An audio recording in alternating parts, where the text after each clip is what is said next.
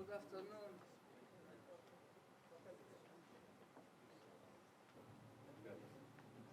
Thank you very much. Do we have members of the press amongst us? All of you, members of the press. Be kind to me, please.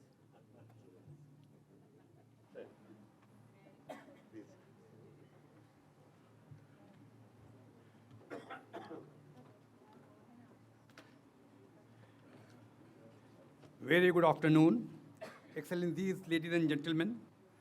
Before I proceed further, I would like to request you to switch off your cell phone or put it on silent mode.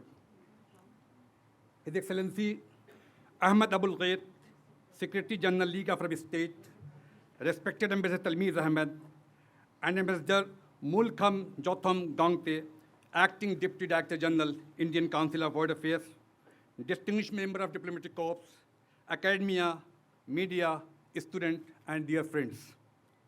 It's my pleasure to welcome you all to the first program being organized under ICWA Conversation Series. The title of today's conversation is International Developments and its Impacts on the Arab Region.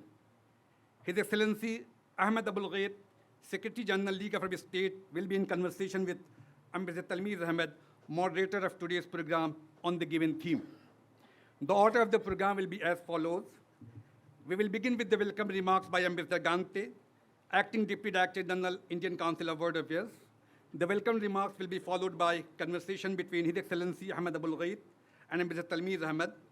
At the end of the conversation, we will have a brief discussion to be moderated by Ambassador Talmiz Ahmed. And we will conclude the program with the vote of thanks. With this, may I now invite Ambassador Mulkham Jotham Gangte, Acting Deputy Director General, ICWA, to deliver his welcome remarks. Thank you.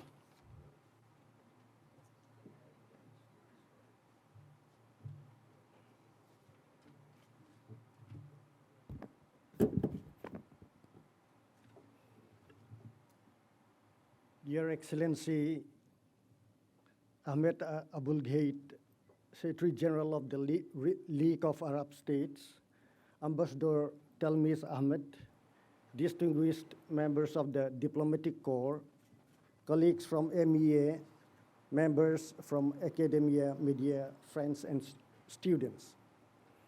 I extend a hearty welcome to each one of you to the Indian Council of World Affairs. It is a particular privilege for us this afternoon to host His Excellency Ahmed Aboul Gheit, the Secretary General of the League of Arab States. We are grateful to him for joining us today and for consenting to engage in a conversation on a theme of profound contemporary relevance, international developments, and their impact on the Arab region. ICWA has, over the decades, served as a forum for thought-provoking and insightful dialogue on global affairs, and we have been fortunate to host leaders, policymakers, and thinkers from across the world. Today's interaction fits squarely within that tradition, one that values informed conversation and reflective engagement. His Excellency brings to this discussion a rich combination of diplomatic experience and regional insight. A career diplomat, former Foreign Minister of Egypt, and now serving nearly a decade as Secretary General of the Arab League. He has led the organization through a period of exceptional turbulence. His tenure has coincided with civil conflicts, political fragmentation, and continuing regional crises that have tested institutions and norms, both regional and global. We are equally fortunate to have Ambassador Talmiz Ahmed moderating today's conversation. Few diplomats bring to the table such deep professional engagement with the Arab world, combined with a scholar's eye and a public intellectual's clarity. His familiarity with the region and its complexities will greatly enrich this exchange. We meet at a time when the international system itself appears unsettled. Established assumptions about order, institutions, and global governance are under strain. Conflicts today are no longer confined to battlefields alone, extending to economic domains, diplomatic spaces, and the realm of ideas. For reasons such as the Arab world, deeply interconnected with global political and economic currents, these shifts have direct and far-reaching consequences. It is against this backdrop that today's conversation becomes especially timely. Rather than seeking definitive answers, we hope to explore perspectives, understanding linkages, and reflect on how regional and global developments shape and are being shaped by one another.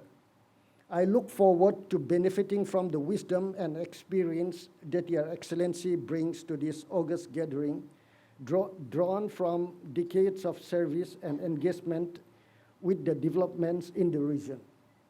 I'm confident that this conversation will offer valuable insights to all of us present. Once again, Your Excellency, we are delighted to welcome you to ICWA and thank you for joining us this afternoon. Thank you.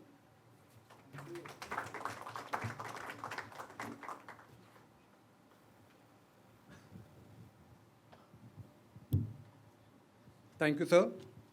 Now I would like to invite Ambassador Talmir Ahmed to moderate the conversation with His Excellency Ahmed Aboul Gheit and conduct the proceeding. Thank you. Thank you. Your Excellency, it is a great honor for us to welcome you to this birthplace of Indian foreign policy thinking. This is our first foreign affairs think tank. This very room used to be visited by our first Prime Minister, Jawaharlal Nehru, who would sit here and talk to other scholars relating to foreign affairs. It's a very historic building. It has also in its auditorium welcomed numerous dignitaries who have spoken to the Indian people from the stage here. Your Excellency, we are meeting at this point at a period that is particularly difficult for the Arab world. The region seems to be suffused in conflict, confrontations and conflict. There we have ongoing issues in Gaza and in West Asia in general, conflict in Sudan, in Libya, in Yemen. Your Excellency, at this period of despondency, do you see any silver lining for the region? Something that will be more positive for us to look forward to?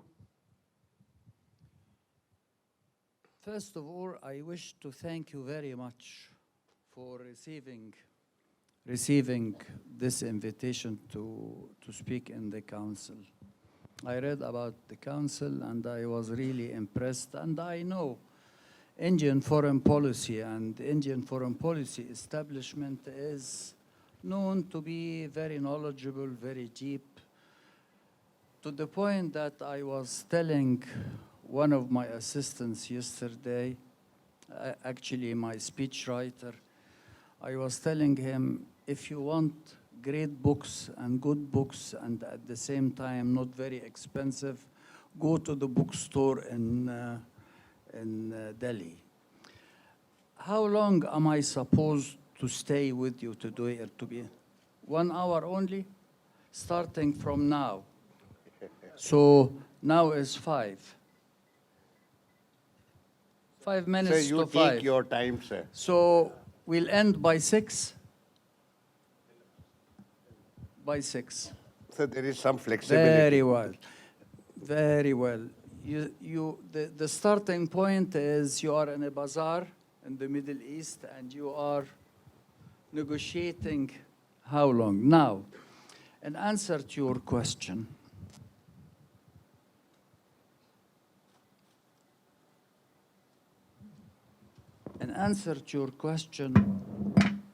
I have to admit that the region, for an extended period of time, was subject to conflicts and pressures from within and from outside. But from outside, more than from within. That started, or actually emanated, with the colonial period. The colonial period came to be around, let's say, 1830, with the occupation of Algeria by France. And it went along the British and the French. We reached that point of the Second World War when the region sided with the Allies and countries won their independence, or at least al-Mashriq. The Arab world is divided into 3 or 4 areas, mainly Mashriq, Maghreb, North Africa, Mashriq, Iraq, Syria, Lebanon, Jordan, the Nile Valley, Egypt and Sudan.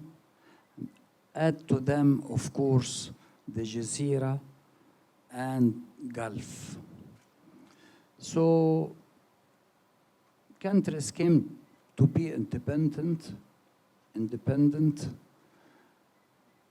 and with the gaining of independence comes the problem of Palestine. And with the as the Palestinian problem erupted in 1948, but it was a long-standing problem, started a century earlier. The problems of the region really started to play its role in creating havoc in that region. However, Arab countries managed to play the game and to conduct a foreign policy and to conduct themselves in a manner that allowed them to proceed economically, socially, in development, as well as to rise politically. Up to 2011, where the disaster struck. You might be hearing an opinion that is different than possibly what you have been told in many Western quarters. The disaster was the eruption of troubles that created havoc in many, many Arab countries. That came to be in relation to 2 influences or 2 factors. The first factor was the external intervention. It was clearly and obviously the interest of certain great powers not to allow that region to develop the way it was developing, and intervened to facilitate a change. Then comes the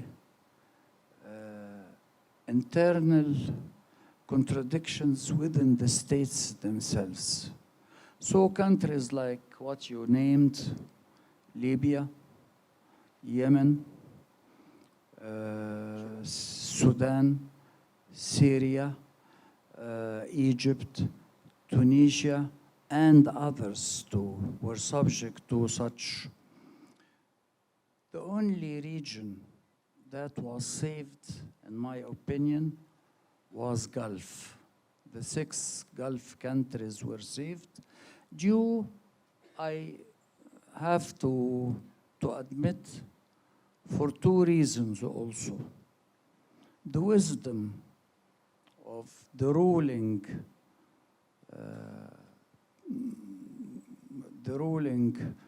governors and kings and emirs. They were very wise, conducting a policy that lasted for 3-4 decades, in raising the standards of living of the people and the awareness of the people. Also, the great wealth that was used to develop the societies. So Gulf was saved, but the rest were subject to interventions and to difficulties that destroyed states, that led to failed states as we see them today. So you asked a question, a clear-cut question. Do I see any prospects for improvement in the remaining states? Because I see 2 categories that were subject to the changes in 2011. A country like Tunisia managed quickly to balance and to stabilize its situation. A country like Egypt, with the very recognized and appreciated intervention of the Egyptian army due to the pressures of the population itself, and I was there in Egypt, and I saw and witnessed how the Egyptians were urging the army to intervene to get rid of Muslim brothers. So these were saved. Bahrain was saved by the intervention of GCC countries, because Bahrain was subject also to interventions at the time. We have the Arab League, an ambassador from Bahrain who represents us. And you work for us, not for anybody else. So these countries were saved. So I see good prospects for them. There were at the time also some attempts in Morocco, some attempts in Algeria, and they were nipped in the bud. But the rest were in difficulty, maybe because of lack of resources, maybe because the nature of the intervention, maybe because the composition of society itself. And sadly, I have to report to you that in a way, pessimistic for the prospects of improvements in the near future. I see an ugly situation still in every country you named today. So this is my answer to you. If you want me to enlarge more, I am ready. But the intervention came, the foreign intervention came from 2 directions. And we have to admit, great powers, mainly Western powers, who claim to have certain values for their societies that they want to convey to the region. Values, in all honesty, that are embraced by us applied by us and proven to be just a pretext for them to intervene. And I have also to claim that the values were not applied to the Palestinians when the killing continued and the West very late in the situation finding itself under pressure, they had to admit that something is wrong being done in Palestine. That was one direction. The other direction is the regional powers, the regional players, foreign regional players, not Arab. Arab countries didn't intervene against each other. It was the foreign border players. I have also to add a third factor, maybe, though it didn't play continuously all the time, was the invasion of Iraq, because it actually started by the invasion of Iraq in 2003. Then, in 2011, it started. This is the situation as I see it. Do you have some? Oh, here it is.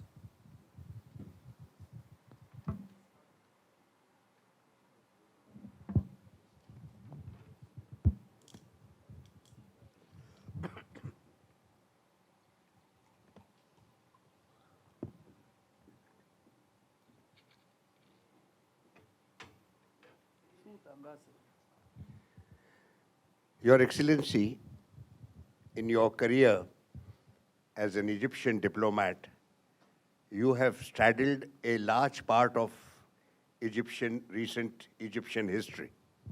Starting in 1965, you have served successively Presidents Nasser, Anwar Sadat, and President Hosni Mubarak. And then, of course, now we have President Sisi.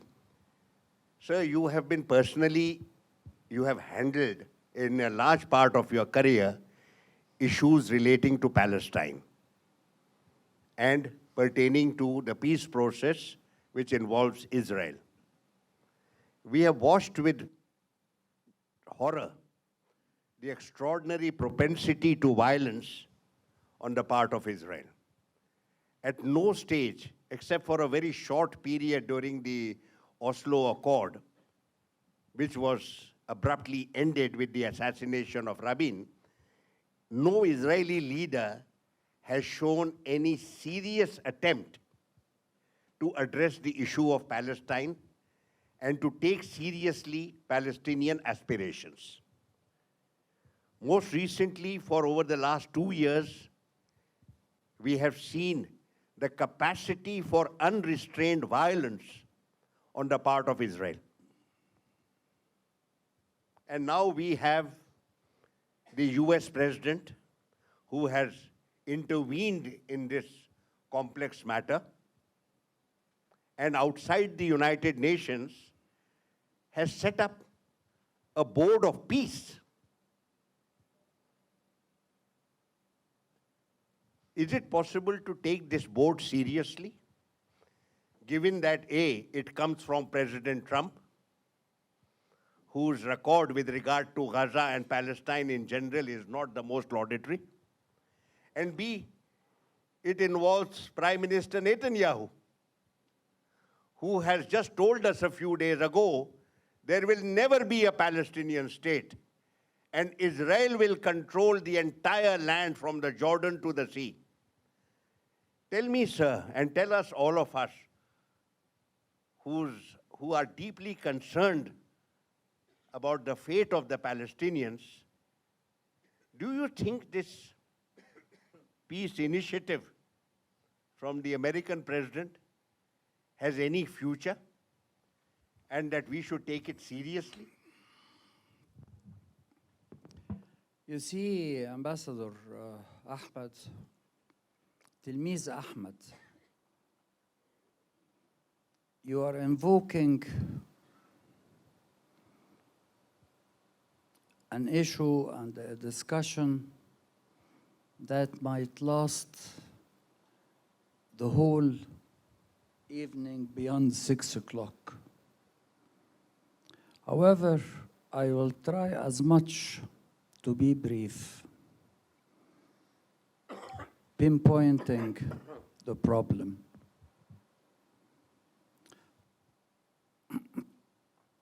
As you said, over the last 2 years, there has been killing and destruction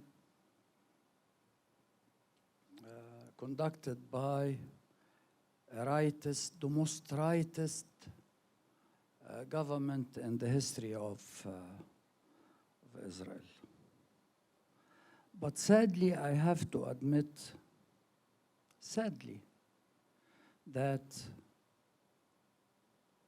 the important components who should have defended the rule of law and the United Nations and everything valuable that we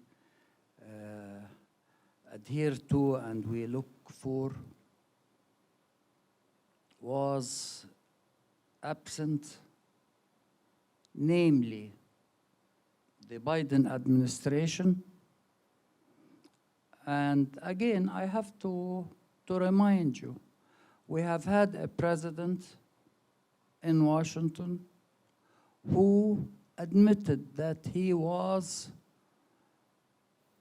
the Zionist himself. He was supported directly Israel. And four times, there has been calls in the Security Council and draft resolution presented to the Security Council calling for a ceasefire in Palestine, and the American administration at the time vetoed them all, 4 times. Then we have also the Europeans who sat put for at least a year to a year and a half before moving and saying enough is enough. Now, the situation has changed. The advent of the Trump administration and the call for a ceasefire for the first time on the part of America. This should not be forgotten. This should not be forgotten. It was the Americans who supported the idea of a ceasefire.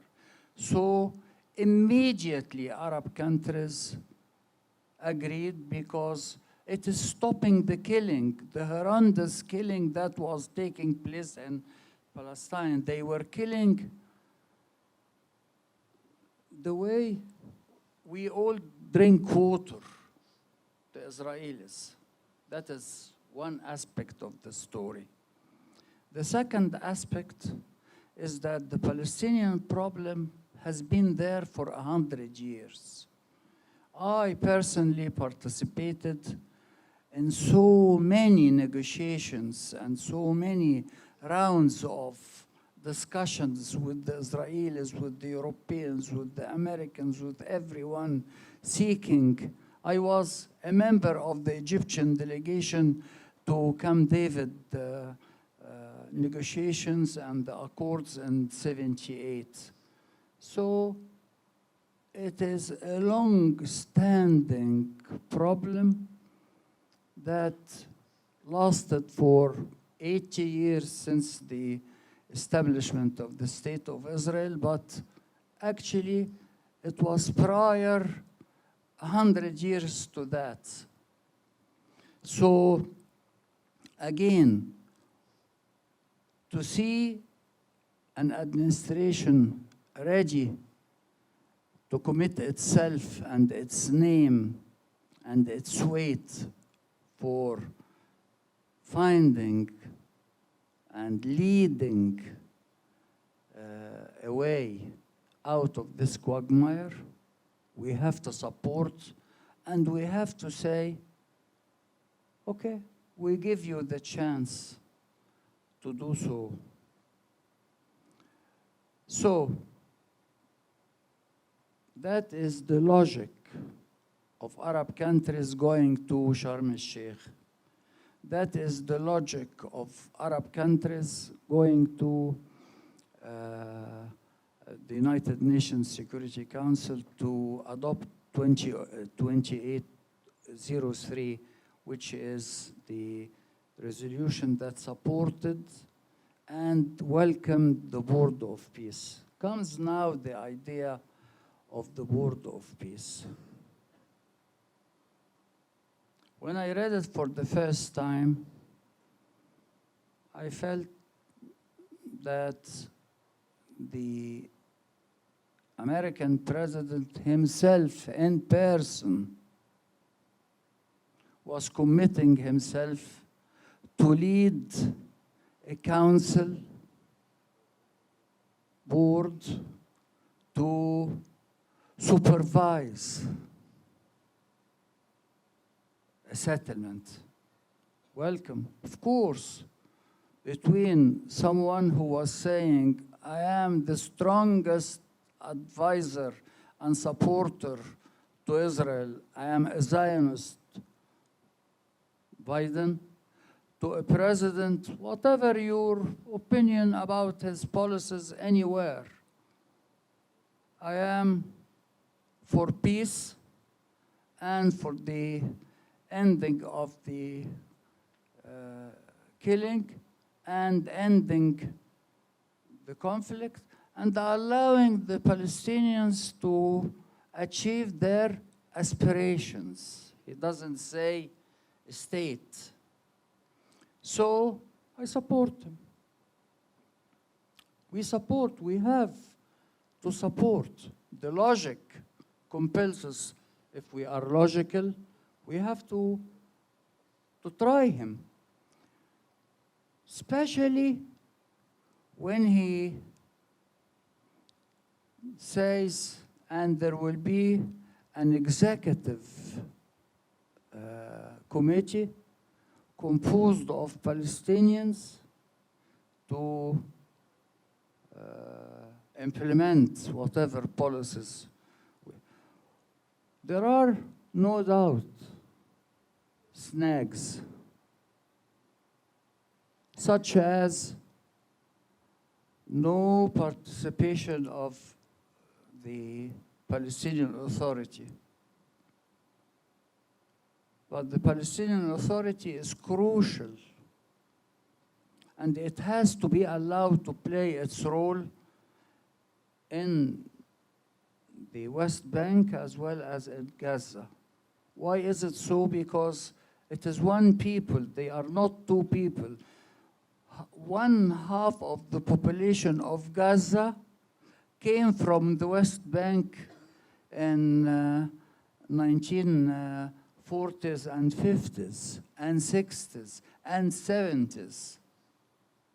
1.5 million immigrated, moved from West Bank to Gaza. So they are same people, the Palestinians. The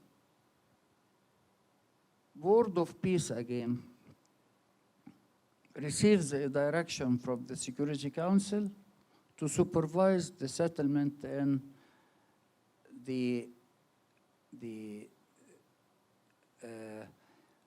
ability to rebuild Gaza. Okay, that is very well considered. The development after that makes one always put the question you put it. A third category or a third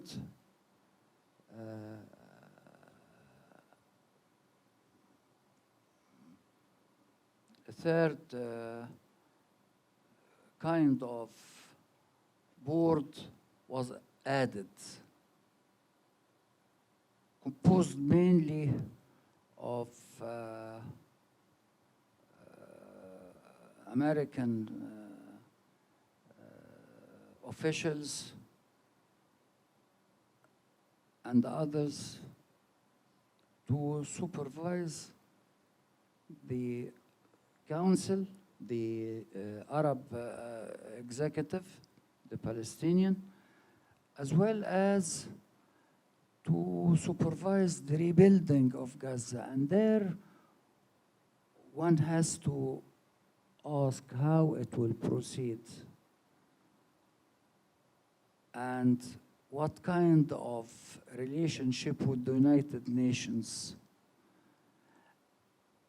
and are we witnessing the enlargement of the Board of Peace authority and prerogatives to handle solely on its own the situation in Gaza, or there are limits and there are constraints on them? These are questions that one reflects on, and only time will tell how. The general idea was positive. How the implementation will proceed remains to be seen. Comes the Israeli position. How many times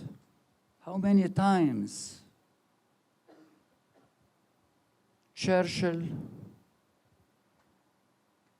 in 1943 and 44, in the midst of the war, and he rejects the independence of India. And he rejects to receive Gandhi, or to allow Gandhi even to talk to him. How many times? How many times the British rejected withdrawal from Egypt? So an occupying power will never tell you, yes, sir, you are permitted to do, and we will accept your demand. Let him do whatever he wishes to do. What we should urge is the unity of the Palestinians, because the sad thing is that he is benefiting, taking advantage of the division amongst the Palestinians.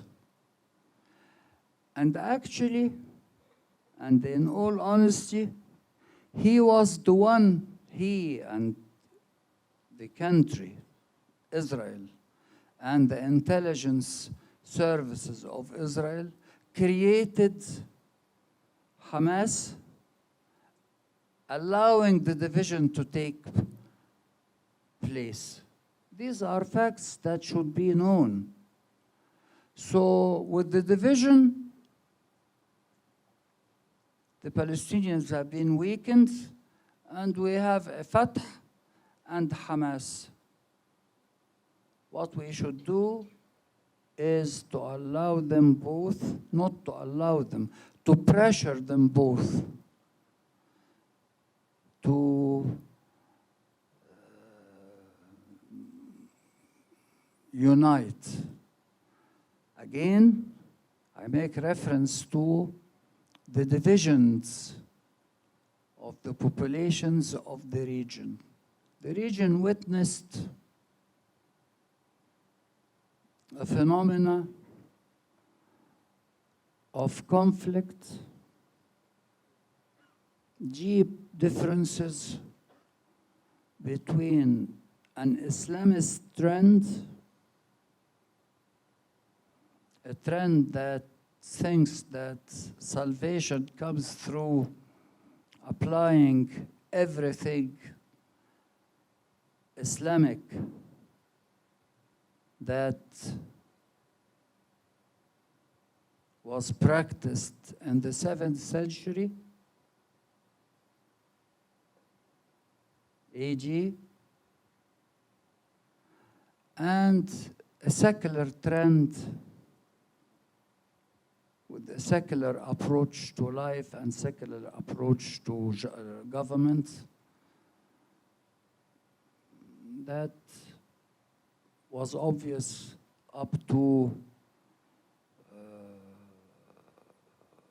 maybe the late 70s. So these two trends, the Islamist and the secular, allowed Hamas and Fatah to emerge, to get in conflict, and to destroy the prospects of the Palestinians, allowing the Israelis to overrule them both.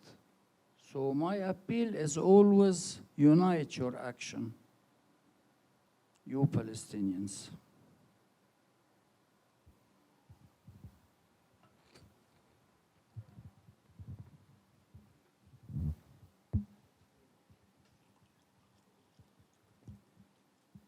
At your disposal. Your Excellency, shall we now go beyond West Asia and take a look at the state of our world? It's an obvious truism that there is a churn in world affairs. And the churn is overwhelmingly conflictual again. You have the ongoing war in Ukraine.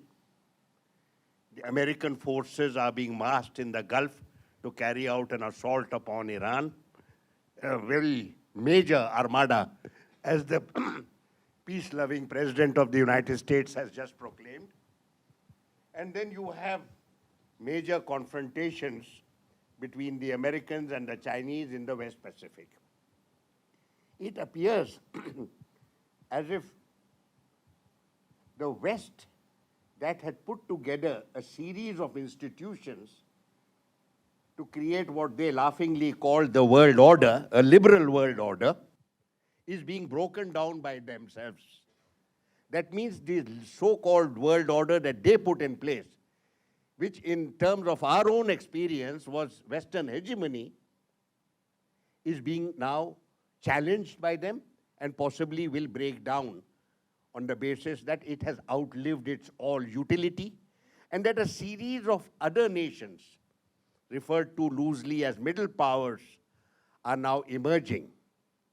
Your Excellency, could you share with us your perspectives, A, with regard to the breakdown of this hegemonic world order that the West had put in place, and what are the prospects of this multipolar order that we have been reading about for so long? That is a very complex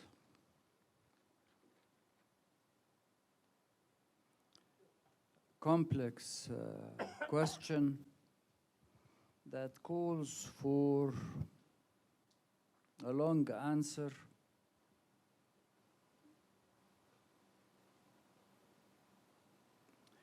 A long answer that can be summed up in few words. In all honesty, Ambassador Tilmiz, in all honesty, I don't know. And you tell me, you have been working and reading for the last 70 years about international affairs, and you claim to have done so and so, and you don't know. Then I answer you by telling you the following. First, the situation as I see it is very fluid. Fluid due to the fact that there is no one trend that you can say, now I can claim that I understand what is happening.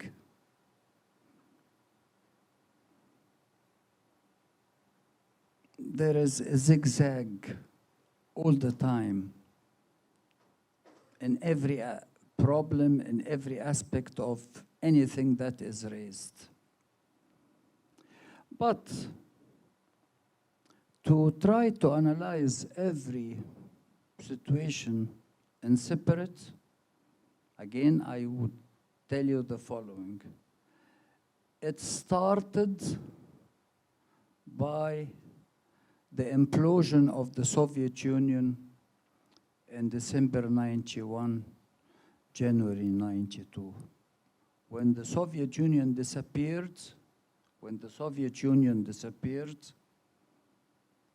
there was the unipolar hegemon, the United States, thinking that she will last for eternity on its own, dominating the world. It didn't last beyond 25 years. And everyone who read history knew that that unipolar hegemon will not last forever. Will not last forever. On the contrary, they always end by decline. They always end by decline. So the decline is coming. The important thing is for you to study the elements and the factors that affect decline in order to seize them, to arrest them, to stop them. The Romans and the Roman Empire didn't see it coming. The British, even the British with all their knowledge and their experience and their universities and their studies, and at least someone like Arnold Toynbee didn't see the decline, and it declined and disappeared, the empire. So the decline of the empire with the Americans, of course, the word empire with them makes them sensitive, itchy. They reject the word an American empire, but it is a fact of life. They know that the decline comes through certain elements.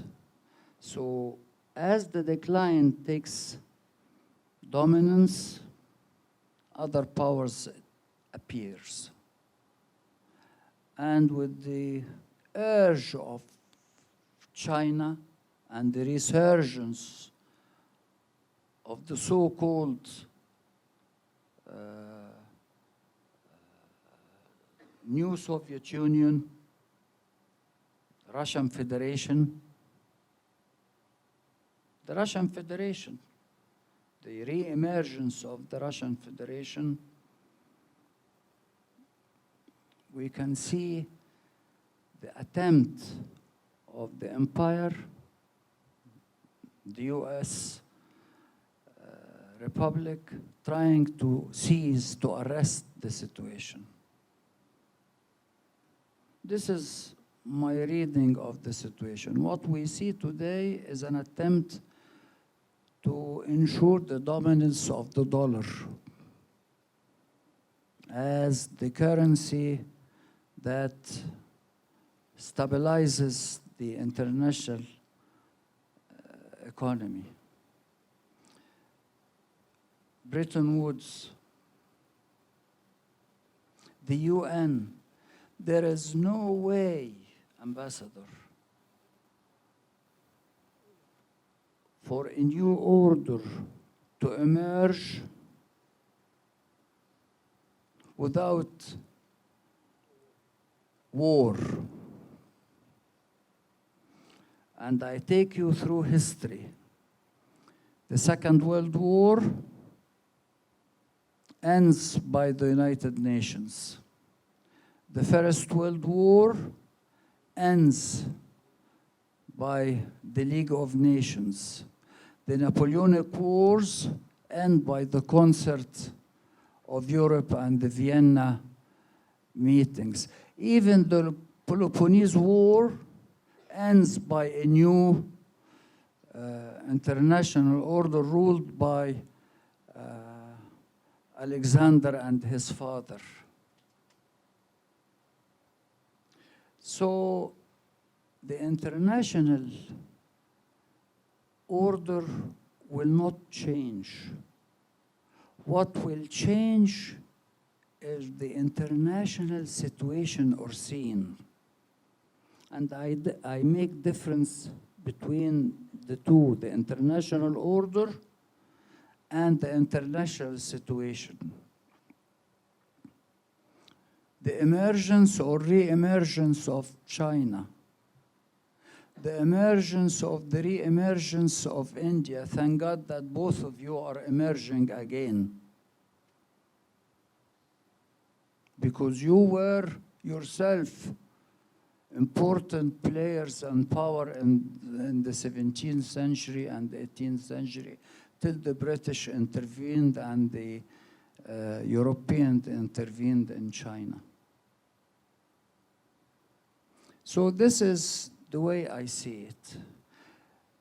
I claim that I saw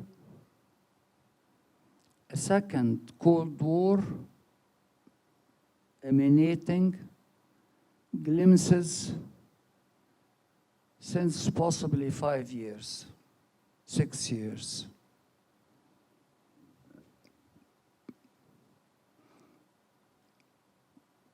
I claim that we are in the midst of a Cold War, and that the West is claiming or trying to abort the potential of China through all the measures that we see. The West suffered a stumble with the claim of Greenland.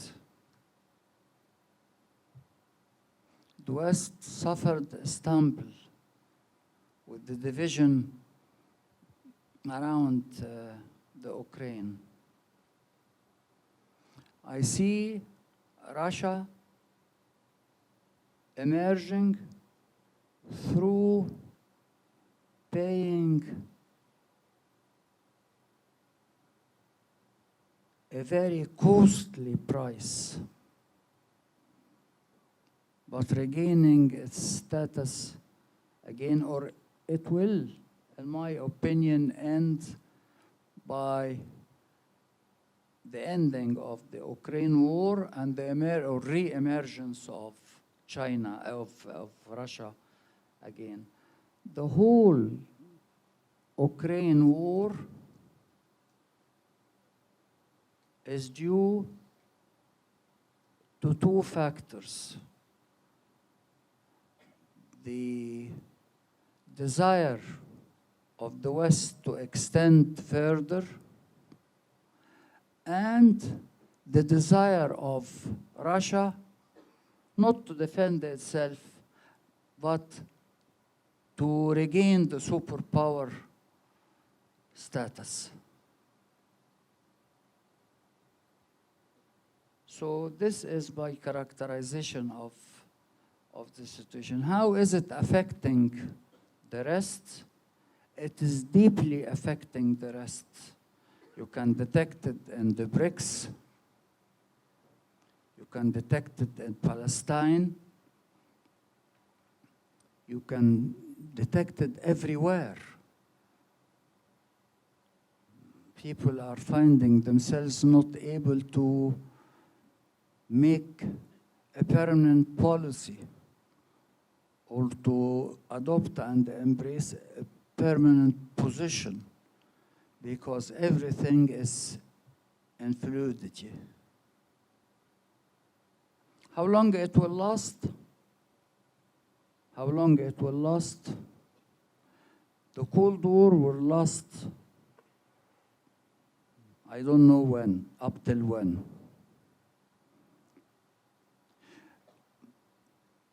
You might tell me an answer to this characterization.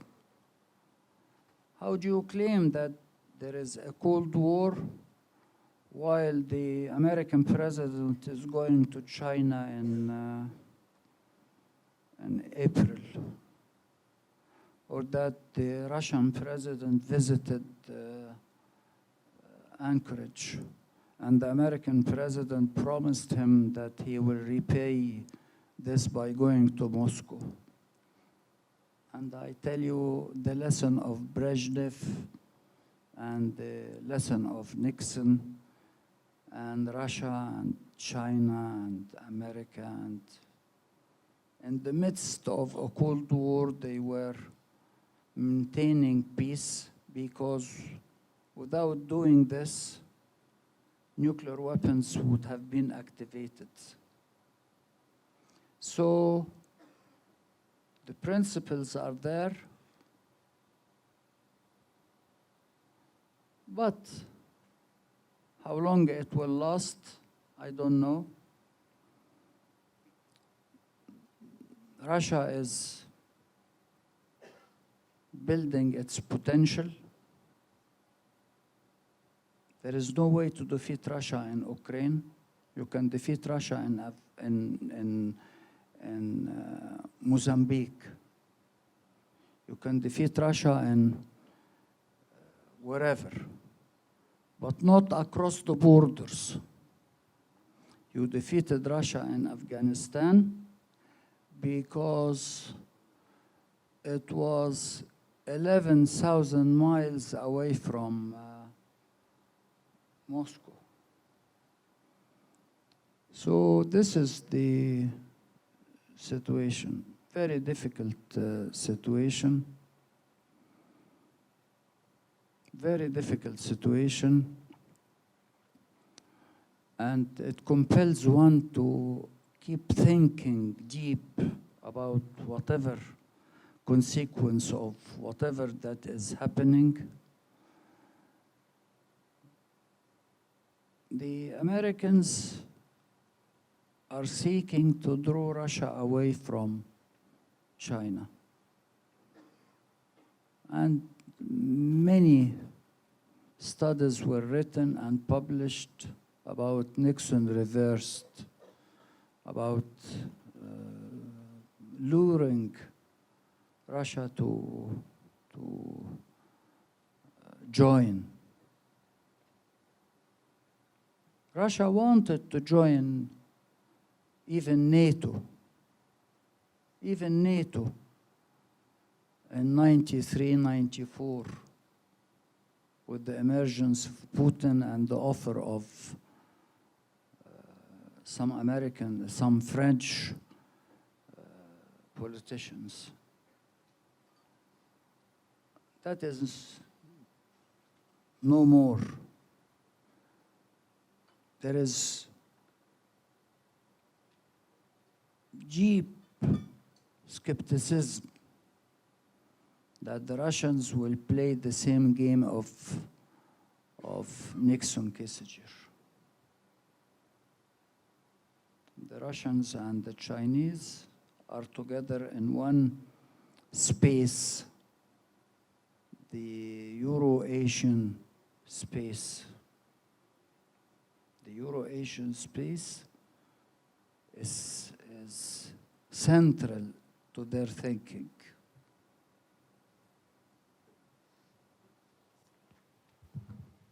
We have, I think, Yeah, we have time.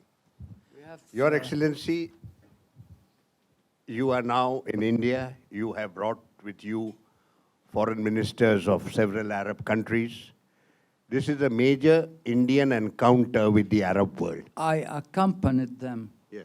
Do not claim that I brought them, because else I will lose my standing with them. So your seniority and stature is such that I can use these remarks.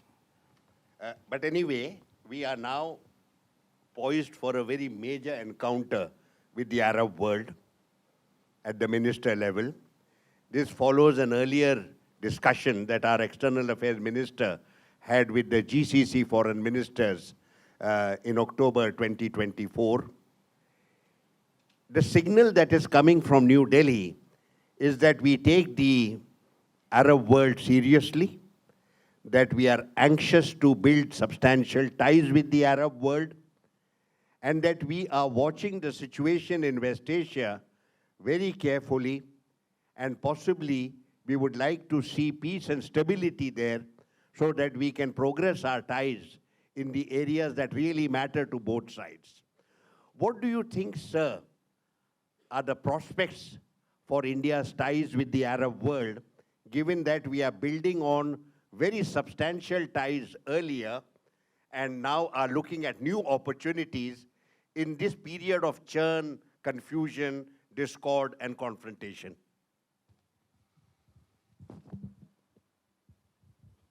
The India-Arab relations are very, very old and deep.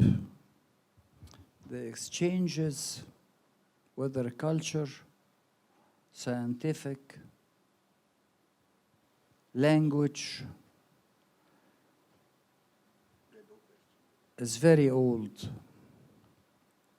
It's enough to visit Gulf to see how many Indians working and helping in the building of Gulf.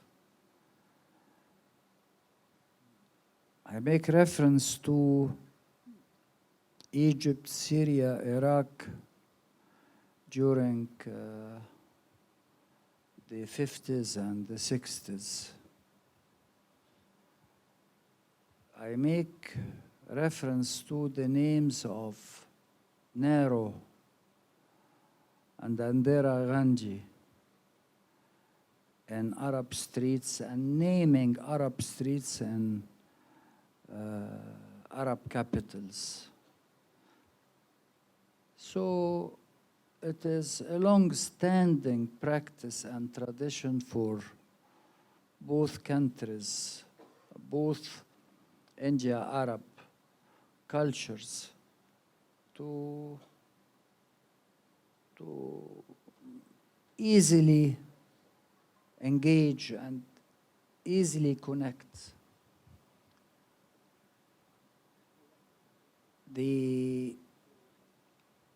Maybe the last 10 years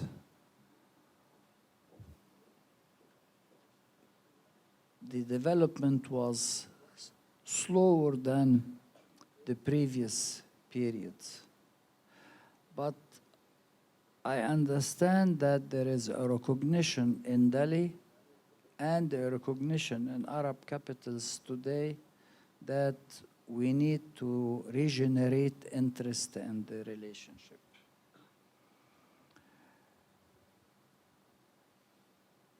The Arabs understand the potential of India. You are Indians, so you do not recognize the way others, especially the Arab region, looks at you. We look with great admiration to your achievements, and we want to benefit from them and to benefit through exchanges, trade, culture.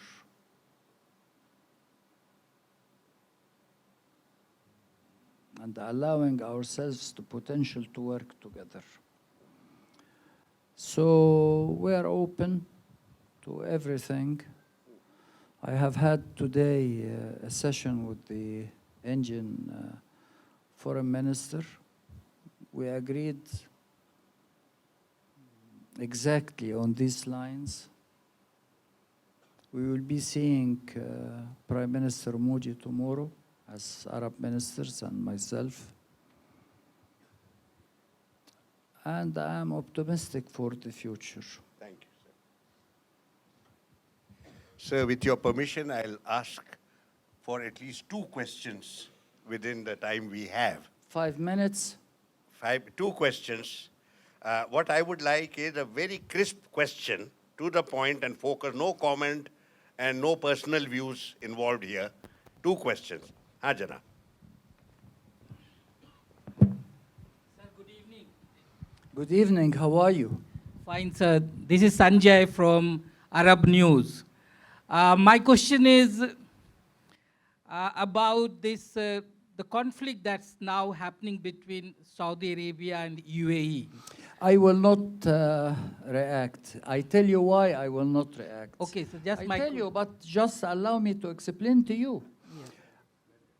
Ask the question, I will not answer. Whatever the question, the answer is simple or no, for one simple reason.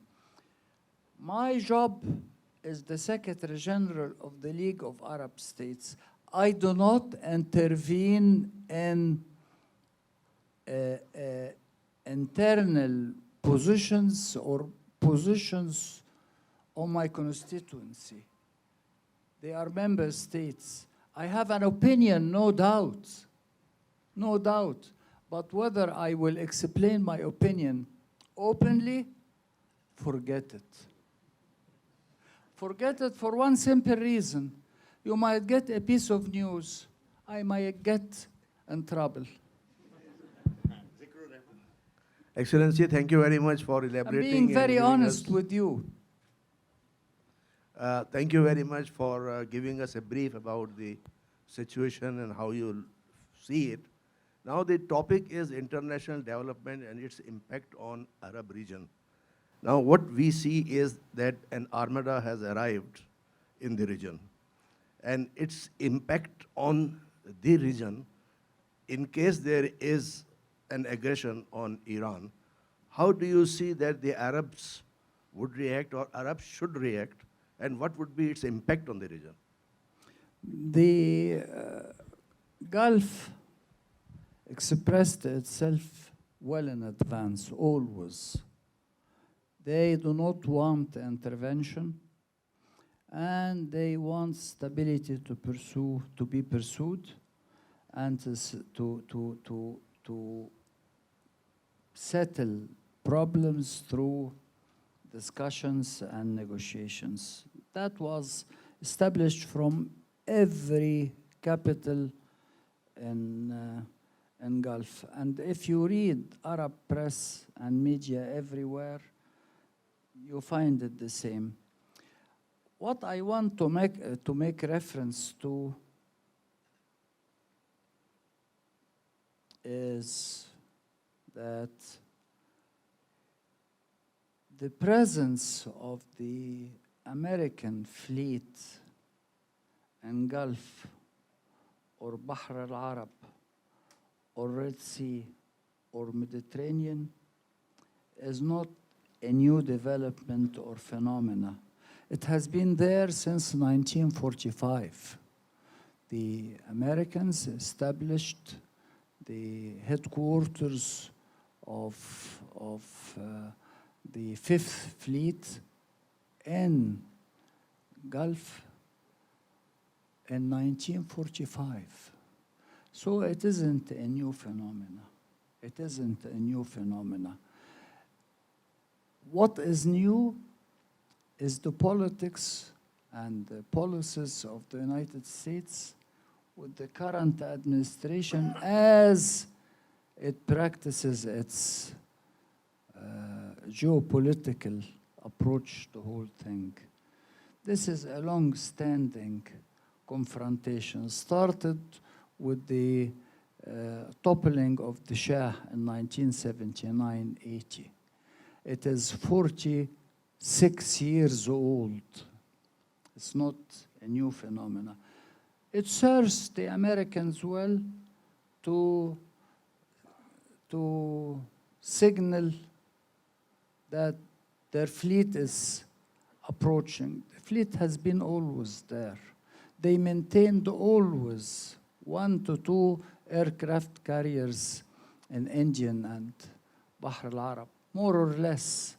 They maintained always 1 aircraft carrier in the Eastern Mediterranean, always, since they have the 6th fleet in the Mediterranean. So I'm not taken by declarations or announcements. Yes, they want to settle an Iranian problem from their point of view, thinking that Iran is building a nuclear potential. I tell you a story about Iraq and America in 2003, 2002, 2001. The Iraqis intervened against the Israelis in 91, 92, and earlier. They bombed Israeli cities. They had to pay from an Israeli-American point of view. So they paid a price in 2003, 2004.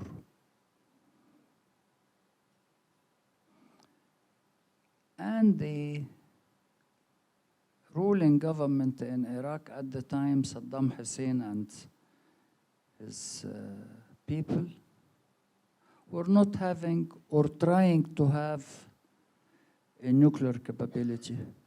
They didn't have it, and they were not after it. They didn't declare that they were not having it. They didn't open up. So my advice is, do not give your enemy a pretext to strike at you. My advice is, come to the open and tell everything as it is. Tell everything as it is. Or else there will be repercussions to. That is a practical approach. If it is a revolutionary approach, okay. It will affect us all negatively.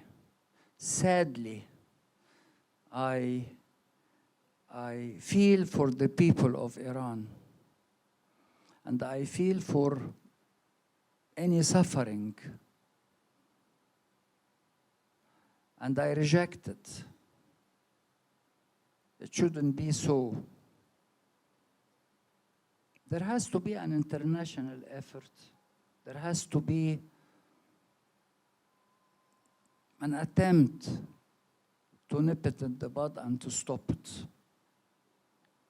Because the repercussions will affect everyone. Everyone. From China to Russia to the region to Europe, everybody will pay a price if there will be a strike against Iran. No doubt about it. Would any lady like to ask a question? Yeah.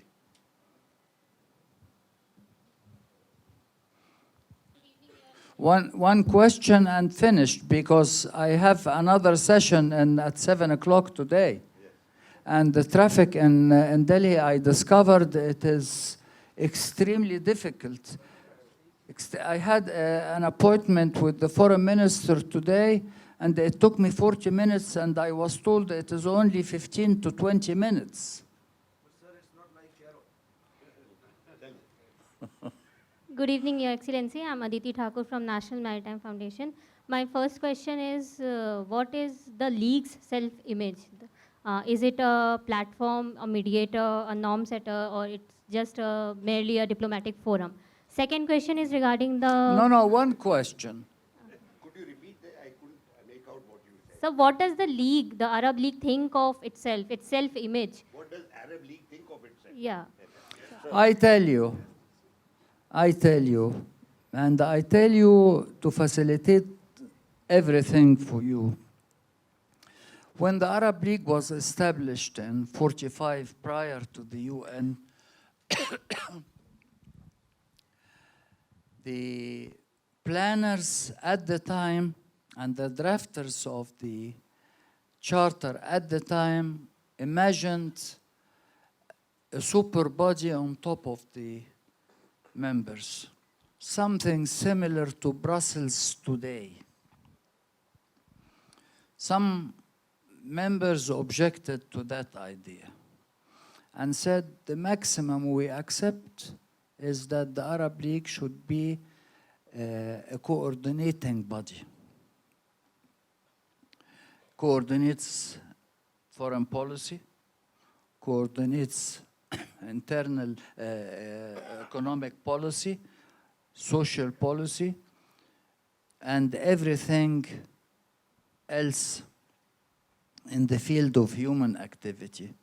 So, if you take the United Nations, study it well, the structure and how it is functioning, you would exactly see an Arab League, but mini Arab League only for the Arab region, doing everything exactly like the United Nations internationally.